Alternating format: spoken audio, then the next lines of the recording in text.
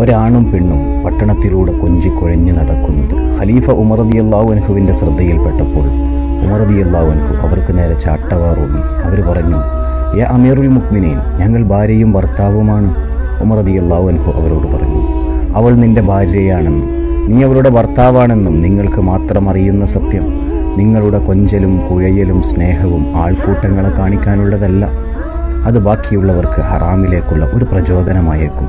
ഞാൻ പറഞ്ഞു വരുന്നത് മൈ സിസ്റ്റർ എന്നും മൈ സ്വീറ്റ് വൈഫ് എന്നുമുള്ള ക്യാപ്ഷൻ എഴുതി വാട്സപ്പ് സ്റ്റാറ്റസുകളിലും സോഷ്യൽ മീഡിയകളിലും സഹോദരിമാരുടെയും ഭാര്യയുടെയും പല കോലത്തിലുള്ള ഫോട്ടോസുകൾ പ്രദർശിപ്പിക്കുന്നവരോട്, നിങ്ങളുടെ ഭാര്യ അത് നിങ്ങളുടേത് മാത്രമാണ്. അവളുടെ സൗന്ദര്യം അത് നിങ്ങൾക്ക് മാത്രം ആസ്വദിക്കാനുള്ളതാണ്. നിങ്ങളുടെ സഹോദരി അത് നിങ്ങളുടെ കണ്ണിൽ മാത്രമാണ് സഹോദരി. ബാക്കിയുള്ളവർക്ക് അങ്ങനെയല്ല. എല്ലാവരും അങ്ങനെ കാണുമെന്ന് നിങ്ങൾക്ക് ഉറപ്പുണ്ടോ? അതുകൊണ്ടല്ലേ പരിശുദ്ധ ഇസ്ലാം മെഹറമും മെഹറമല്ലാത്തവരെയും തരംതിരിച്ചു തന്നത്? അവരോടുള്ള സ്നേഹം നിങ്ങൾ അവരോട് കാണിക്കുക. ഫോട്ടോസുകൾ പ്രദർശിപ്പിച്ച് നാട് നീളെ പാടി നടക്കാനുള്ളതല്ല.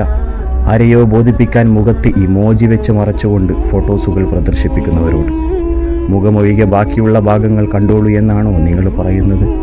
സ്ത്രീ അവൾ ബഹുമാനിക്കപ്പെടേണ്ടവളാണ്. അവൾ സംരക്ഷിക്കപ്പെടേണ്ടവളാണ്. അവളുടെ സുരക്ഷിതത്വം പുരുഷൻ്റെ കരങ്ങളിലാണ്.